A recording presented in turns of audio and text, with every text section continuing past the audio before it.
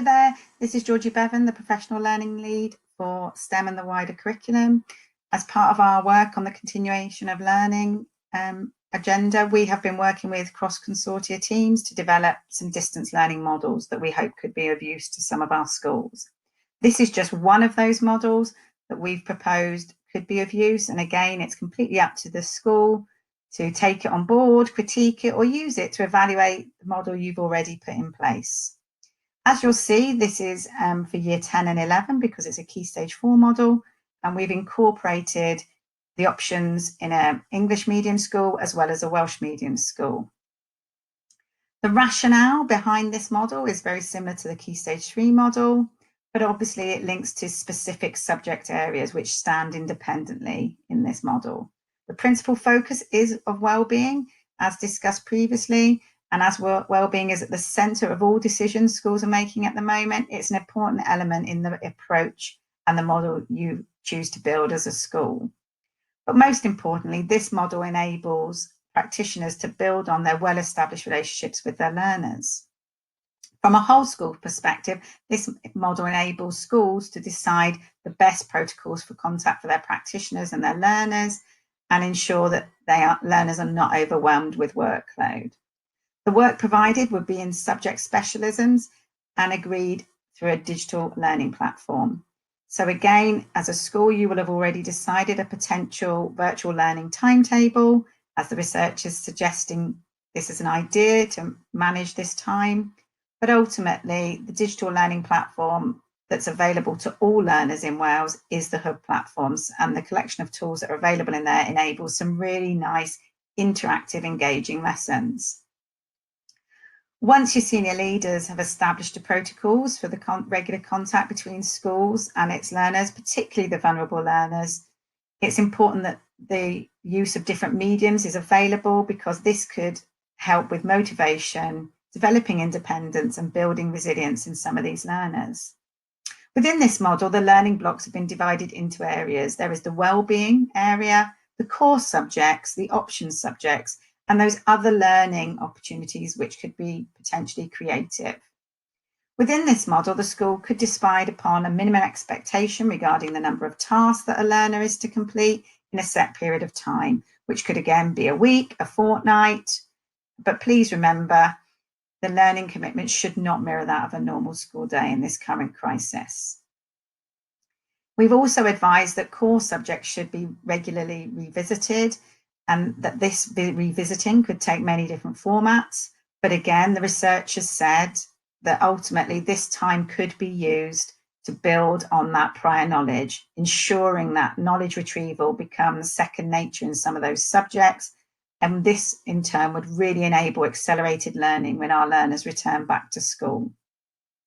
The flexibility of this model does allow for learners to complete the tasks and work in their own time, which would fit with their family life, as well as any additional personal home working requirements that are within the household. It allows for a hybrid approach, both through synchronous and asynchronous learning. So as a school, depending on what your model is that you've decided, this model enables you to use various digital platforms and share the learning in a variety of ways. This model also enables an element of choice and ensures that learners are not overloaded, but provided with a range of different tasks through a variety of mediums, as well as completing these tasks within sensible timelines. And again, it's up to the school to develop what these sensible timelines are. You may feel the need to develop a formal timetable to support some learners because it would give structure and directed learning time, or you might feel the need to just allocate time to various tasks and completion dates. What this model does do is enables the use of different digital tools that fit with your current platform or virtual learning environment as a school. And these digital schools would encourage engagement, collaboration opportunities, and relevant feedback from practitioners to support the learning. Within this model, the leaders could also support their practitioners to develop different leading opportunities. And again, the PL could be there to support with the use of various digital tools, including the variety of tools available on the Hub platform, enabling equity for all practitioners and learners. Please remember, all learners have access to all Hub resources, And if you're unaware of your hub logins, we are more than capable of helping you access those. Consideration should be given to the development of literacy and numeracy skills, as it would do in the normal school working day. So again, practitioners should be encouraged to identify those additional literacy and numeracy opportunities when planning the blocks of learning.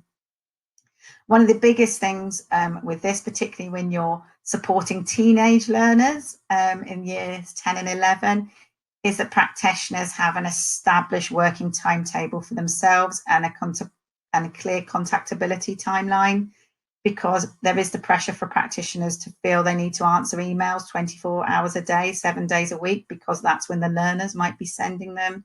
So again, this model enables a school to come up with clear protocols to support the well-being of their staff and provide a balanced home to working life structure.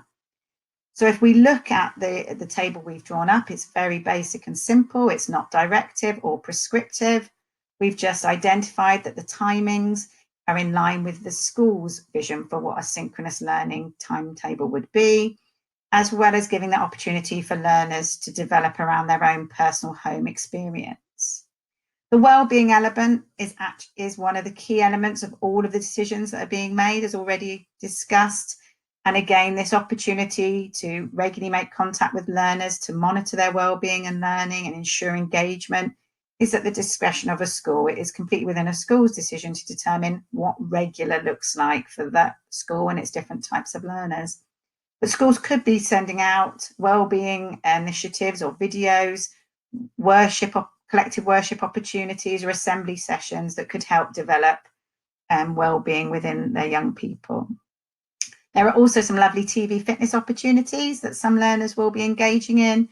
Again, all good for the personal and physical well-being of learners. The next line is, as you'll see, we haven't given any clear time. We've just referred to a period of time. And the advice here would be that there's 2 blocks of learning on the core subjects, and then there'd be 1 block of learning on an option subject. And again, as reiterated already, that is at the discretion of the school, what that period of time looks like and what the deadline for those tasks would look like within a set period of time. The creative learning activities are, as with the Key Stage 3, they are opportunities for accidental learning, learning within the real world, as well as those additional creative opportunities such as painting, drawing, learning to play a musical instrument, doing outdoor activities such as cooking, gardening. You can go and visit a virtual museum or a place of worship, or attend free online musicals and shows. Potentially, some of your Key Stage 4 students might be wanting to develop some how-to videos on an area of interest for themselves, and that would be quite a nice task for them to share with others. Or they might be researching into university courses or employment opportunities. And another creative opportunity could be for them to be doing some chores around the house. So as with the Key Stage 3 model, please feel free to contact any of us if there's anything in this model you'd like to discuss further. As with the subject specialists, they've all produced subject specialist guidance, which can be found on the Google Drive. And again, if any of your practitioners would like to work with some of the subject specialists around using the tools or planning a block of learning, please don't hesitate to get in touch. Thank you for your time.